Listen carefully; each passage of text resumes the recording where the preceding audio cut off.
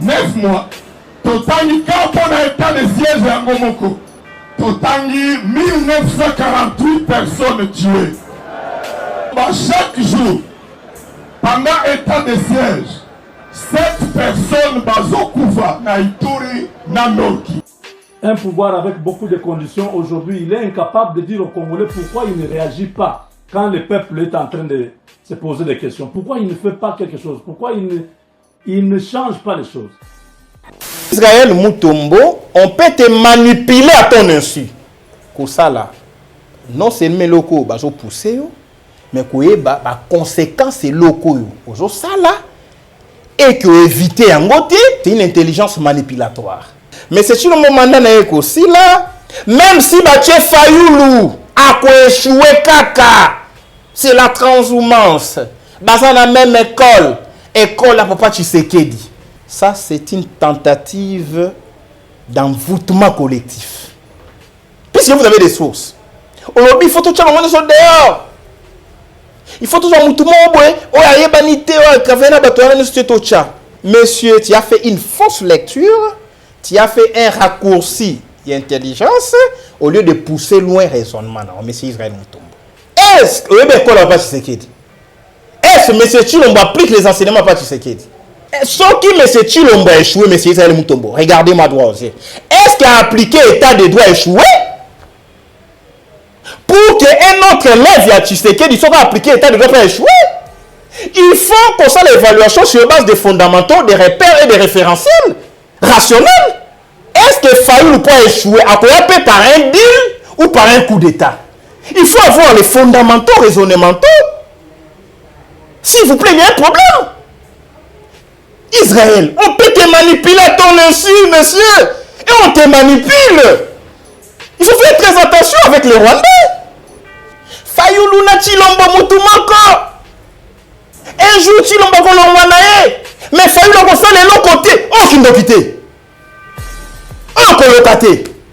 Manipulation de l'élite congolaise, c'est l'élite journalistique qui est manipulée. Voilà pourquoi je ne réponds pas dans l'invitation à la média.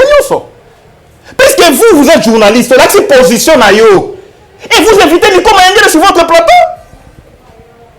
Faites le débat. Yo si omona wapi, manga eza ya kopula na nzete. Yo zwa ob dépenser ba énergie ya kobambango libange koya. Pendant que komi koyela yango moko. Besoin d'un coup d'état, le bilan est catastrophique. IDPS a commis l'ongula yemoko na pouvoir aux sanctionner sévèrement la population. On n'a pas besoin de tout ça. Joseph Kabilati, ala Simel Kamboul. Na minute ils doivent se poser la question, population zo senga nini?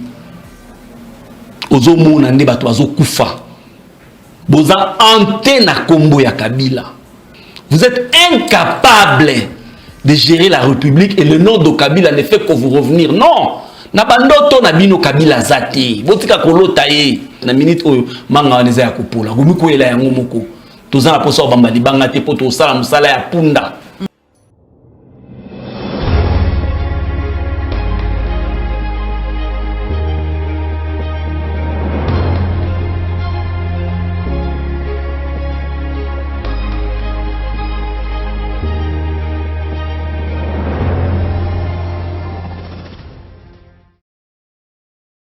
Mbote bandeko balandi ya Plus Clair Télévision, la chaîne de vérité. Vous allez belé ba ebozui libaku ya kolanda maman Joël Kombe mokolo moi lelo encore une fois de plus na numéro ya sika émission vérité de tout côté auto côté na banda kuna bino lelo. Situation sécuritaire ya mboka na biso ezali toujours inquiétante. Pourquoi? Parce que nanga otuzali ko solo la batalisi biso ete 9 personnes basili kozala retrouver ba bomama ki par ba ADF mais kasi esuki wanate batalisi biso lisusu ete basili ko tia maboko na 3 ADF ou bazali de nationalité tanzanienne ou bazali ko semer terreur na kati ya mboka na biso République démocratique du Congo ndeko moko abengi albi avant Joël yo lobelaka kaka olobelaka kaka ba massacre ba tuerie mais tango ba exploit topi moi makambo ya malungu ezali ko sala mako lobela te mais kaso ko remarquer ezali ete ba tia maboko na batu misatu o bazali ko semer terreur alors que chaque jour bandeko na biso bazali ko kufa na kati ya partie est ya République démocratique du Congo. Tokozwa réaction ya mwana mboka azali bongo député national moko ya bayi décidé na kombo ya Jean-Baptiste Kasekwa o ya talisi biso depuis état de siège banda ça va faire déjà, ça fait déjà 9 mois. Combien y a Batouba Koufi? Ça fait mal, c'est triste. Tout l'année, on se tout à l'heure. Quand la période a état de siège 9 mois, état de siège et pendant le 9 mai, et pendant le 6 mai, le 6 février, 9 mois, Totangi Kapona état de siège à Ngomoko, Totangi 1948 personnes tuées. Ceux qui ont sali 1948, divisé par 9 mois, 276 jours, et Koloba chaque jour, pendant état de siège, 7 personnes Bazokouva, Naituri, Nanoki. Bandeko Balandia plus clair télévision, réunion sommet. Il y a encore 4 et 10 à Beba, où Sengeli s'est tenu au Bongo à Kinshasa. On a date le 24 février. Ezali était Kino Nangongo, Tozali Kosolula. 17 jours avant sommet wane Kokakusa Lima, Paul Kagame, Azali Bongo président et Rwanda a décliné invitation en République démocratique du Congo, ni ministre des Affaires étrangères Yambo Kanaye Bakuya pour répondre à l'invitation topé Kouya na sommet wanate ou uzala na date ya le 24 février. Qu'est-ce qui se passe? Est-ce que relation est baby entre frères? Topé relation ezalika kamalamu parce que na banza été plusieurs fois Kagame asili Kouya hawa ayaka na ibimba papa Etienne Tshisekedi alors qu'à l'époque biso soto yebi que Kagame akoka quitté facilement Kouya na kati ya mboka na biso mais quand même pour des bimbe il est venu mais pour na ba bateli et ba intérêt accord sommet accord cadre à 10 à Beba boni Kagame aloli akoyate pour ete ba ya basulula jusque là 17 jours déjà. Bon, entre frères na banza été bakoka vraiment ko convaincre ndeko ya Félix Antoine Tshisekedi azali bongo Paul Kagame akoka bongo ko ya ko répondre na invitation en République démocratique du Congo et jusque là ba pays misusu africain jusque là nanu ba pesi vraiment nzela te soki bakozala topé bakozala te bandeko balandi appliquer la télévision image du jour batu bakolanda yango ezali vraiment kotalisa soki ba intérêt ezali lisusu esika moko te soki boyokani déjà ils allaient ici sur malamouté ce qui se passe tout l'anda conversation topé li solo ya Poutine na Emmanuel Macron parce que tu était mikolo yo récit les alliés vraiment ko sauver topé ko sunga pays africains oyo France ezali ko nyokola oyo France azali ko sala topé azali ko tambwisa lolenge to yebi ya France Africa tout l'anda. On se retrouve tout à l'heure. Beaucoup président, merci Vladimir. En effet, cette journée tombe au 30e anniversaire de la reprise de ces relations diplomatiques et je veux ici redire combien la relation bilatérale en effet a permis le développement de beaucoup de sujets, combien nous espérons aussi sur les sujets culturels, intellectuels, académiques et pouvoir poursuivre, comme on l'avait lancé au dialogue de Trianon ensemble, et consolider les sujets économiques. Mais bien sûr, c'est la situation critique de l'Europe qui va aujourd'hui nous occuper l'un et l'autre. Et je crois que notre continent est aujourd'hui dans une situation, tu l'as rappelé, éminemment critique qui nous impose d'être tous et toutes extrêmement responsables. Nous avons jeté les bases ensemble d'un dialogue exigeant, ouvert, complet en 2019 qui a donné lieu à plusieurs échanges à Saint-Pétersbourg, à Bréançon et ailleurs, et qui, je crois, reste plus vrai que jamais. Ce dialogue est nécessaire car c'est le seul qui permet, à mes yeux, de bâtir une vraie sécurité et stabilité pour le continent européen. C'est pourquoi, dans le contexte actuel, nous avons eu ces dernières semaines plusieurs échanges téléphoniques, tu l'as rappelé, et tous ces derniers mois, au demeurant, malgré la crise. J'ai pu aussi échanger avec le président Zelensky pour ce qui est de l'Ukraine, mais me coordonner avec de nombreux Européens et alliés, qu'il s'agisse aussi des Britanniques ou des Américains, des Canadiens. Et je pense que la discussion d'aujourd'hui, à mes yeux, peut amorcer ce vers quoi nous devons aller, qui est une désescalade dont nous connaissons d'ailleurs les termes, la situation politico-militaire, la question ukrainienne, dont tu as rappelé l'importance et le format Normandie, la situation sécuritaire en Biélorussie et dans toute la région, et les grandes questions évidemment de sécurité collective dont nous allons parler. Donc je me réjouis d'avoir l'opportunité de pouvoir entrer en profondeur sur tous ces sujets et commencer à bâtir. Bandeko balandi tomondi biso nyonso lisolo lenge nini esili kolekana mais kasi tozali toujours kokoba na kati ya basango ya na biso mukolo mwa lelo arrestation to pe interpellation ya François Beya ou azali bongo conseiller spécial en matière de sécurité à Félix Antoine Tshombo Tshisekedi azali bongo na ANER lelo azali bongo 3e jour ou azali kuna na nzela ya Georges Kapi ambato yoki ete ya lobi ete azali ko se reprocher na eloko moko te et azali ko yeba mai bazali ko reprocher te mais kasi azali vraiment inquiet na lolenge bakumbeli masolo yango makambo yango alobi na administrateur ya ANER eti lolenge batambusi makambo yango ezali bongo vraiment humiliation makasi pona ye bon tokozela na mikolo ezali koya toyeba nini vraiment elekani atako déjà baye mibale ya ANER o bakangaki ba photo biso tomonaki na réseaux sociaux kotala lolenge to pe position oyo François Beya azalaki bongo na salon ya ANER basilaki vraiment ko identifier bango pe balobi ete mbano na bango ekoyebana na éviter ba ko travailler déjà na service ya renseignement na ANER ce qui bakoki kozala na nzela to pe na courage to pe na possibilité wana ya kokanga ba photo na moye oyo azali la bisika ya likolo ya renseignement pour te ba mettre yango na place publique.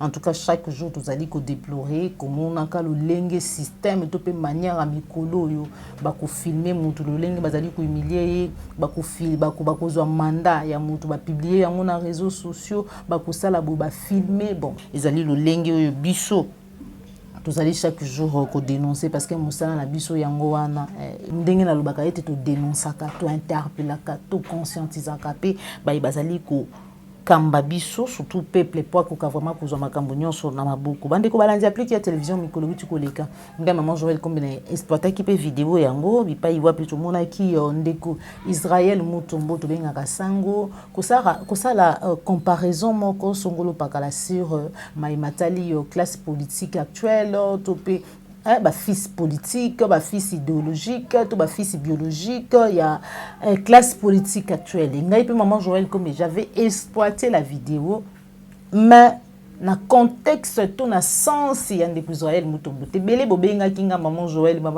lobi mais na même vidéo wana j'avais utilisé aussi la vidéo ya ndeko Presse Penge. Peut-être que notre maman Joël pourquoi? Parce qu'il a parlé de la classe politique. Tant qu'on a déplorer situation où il y a un aéroport, il y a les salas et zoami, le lengue et zaleli. Alors qui est apparemment classe politique ou actuelle, biso tout na malobana et tout échoué. À mon on dirait, il s'engage classe nouvelle génération, bana ya sika. Ba ya peut-être ba bota bangonde ba ko sala changement ba ko kota changement na kati mboka na biso parce que 62 ans après indépendance bota olenge tozali alors après 70 ans ngana lobaki après 100 ans après que deviendra la République démocratique du Congo. C'était dans ces contextes là pour na Israël Mutombo malobana ye ezalaki nde ya ko comparer ya ko loba ete même ceux qui les l'ont failli la yene sika wana makosala kaka lokola Félix Antoine Tshombo Tshisekedi c'était par contre pour na koboma c'était par contre pour na koboma Martin Fayulu Madidi Maître Nico Mayenge la tikali indifférenté bande ko balandi plus clair télévision tout landaye na Bukebi réaction na ye face na Israël Mutombo otobenga kasango on se retrouve tout à l'heure. Et là, je cite et je mets en garde. Okay. Monsieur Israël Mutombo. Israël Mutombo, on peut te manipuler à ton insu. L'intelligence, c'est ça, rien que ça là. Non seulement locaux, bah, poussé, mais que ba conséquences locaux ozo sala et que éviter en côté au pousser peuple à tomber dans le piège. Et les autres, on appelle ça dans Rwanda, c'est une intelligence manipulatoire. Voilà ce que Israël dit. Israël Mutombo. Monsieur Chilombo, mandat na aussi là. Au tcha extrait monsieur Yanine Israël, la tinde la kio. Monsieur Chilombo mandat na aussi là, même si Bache Fayoulou a échoué kaka, c'est la transhumance. Baza la même école à Papa Tshisekedi. Aux Hollanda, ça c'est une tentative d'envoûtement collectif. On veut envoûter tout un peuple. Mais c'est Israël Mutombo. Puisque vous avez des sources. Aujourd'hui, il faut tout le monde dehors. Il faut tout le monde Nouvelle classe politique. Nico Menge, c'est une nouvelle classe politique. Exactement. Je n'ai jamais travaillé avec qui que ce soit. Mais nous luttons avec Fayoulou. Donc pour l'Israël, même Nico Menge était, puisque nous luttons avec Fayoulou. Monsieur Israël, au lobby, monsieur, tu as fait une fausse lecture, tu as fait un raccourci d'intelligence au lieu de pousser loin le raisonnement. Non, monsieur Israël Mutombo.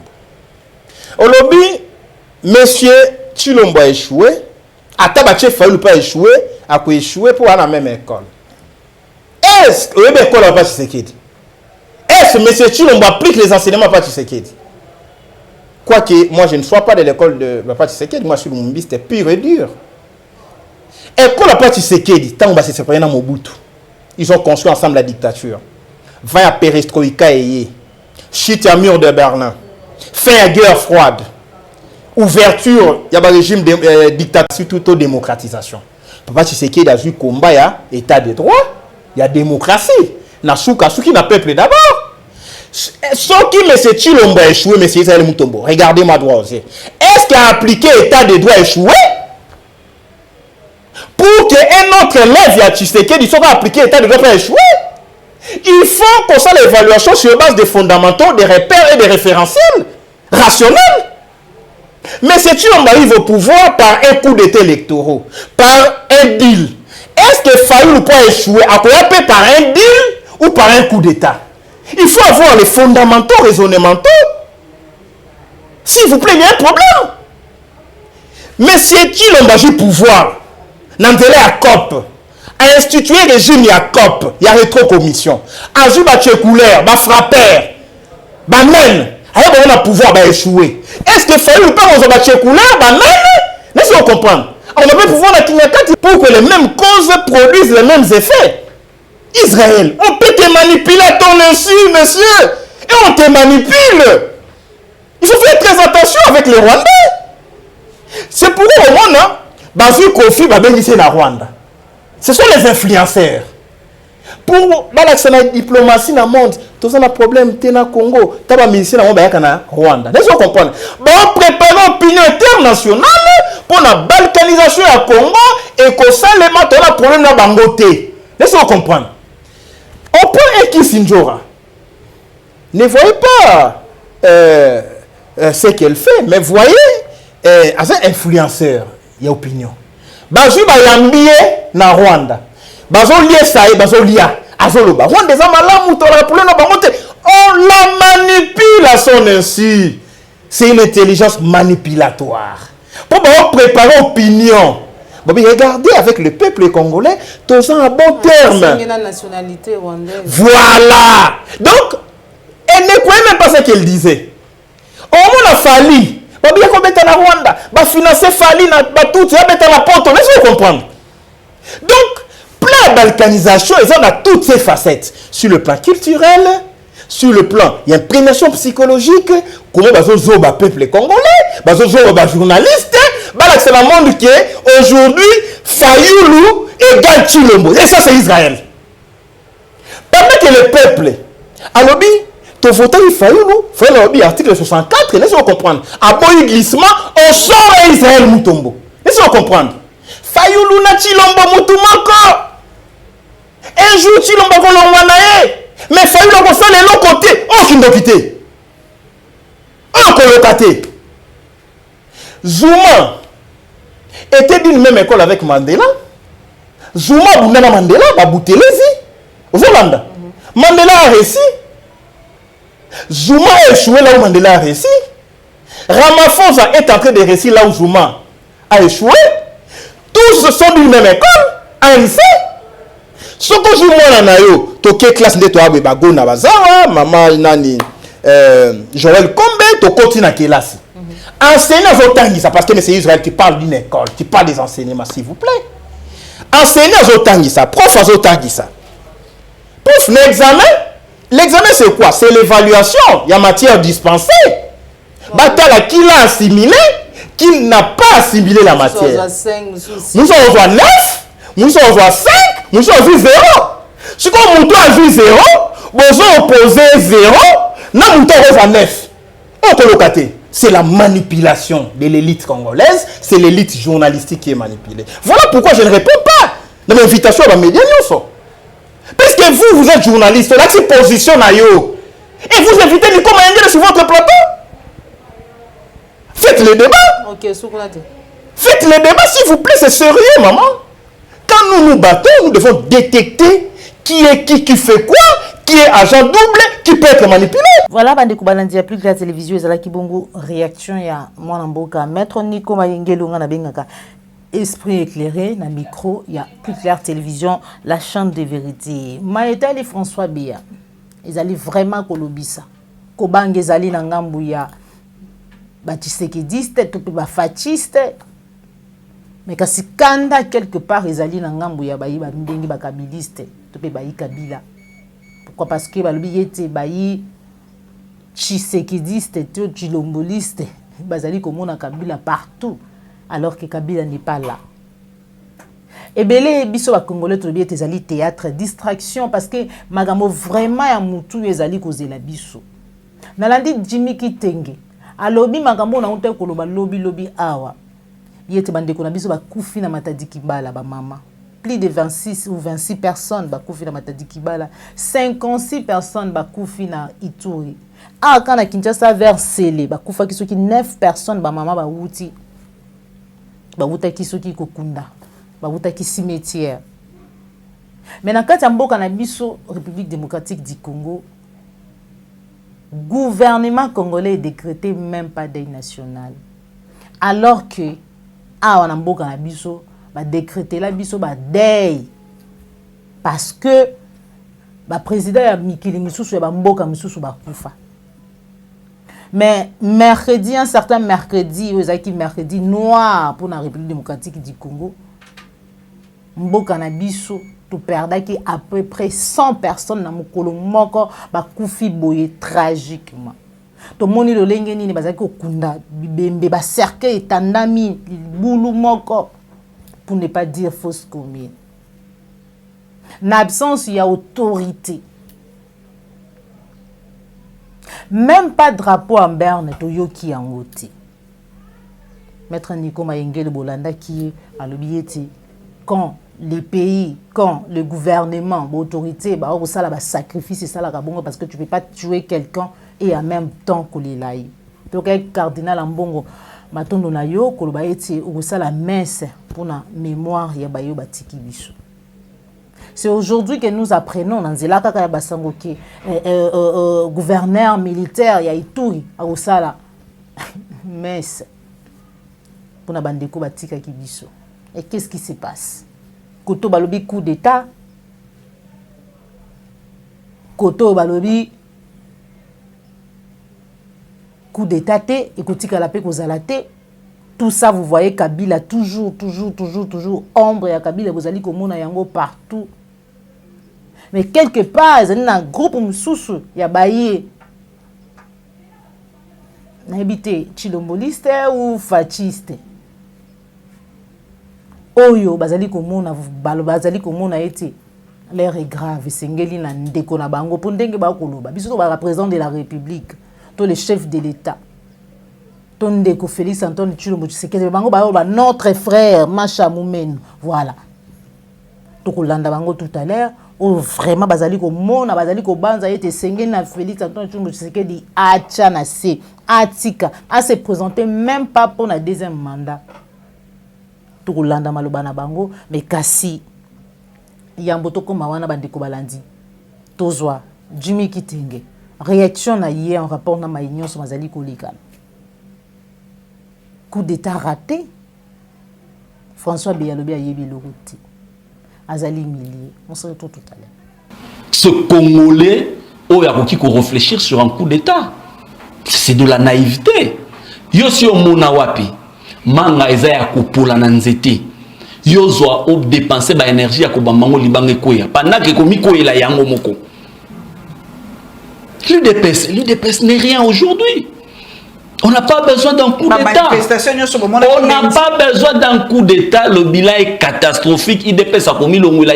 On a pouvoir la sanctionner sévèrement la population. On n'a pas besoin de tout ça. Puisque tu es légaliste et tout ça, démocrate, tout chaque cadre constitutionnel, nous pensons que nous devons travailler dans le sens. Il y a passation de pouvoir civilisé. Mais au-delà de ça, moi je pense qu'on n'a pas besoin de distraction.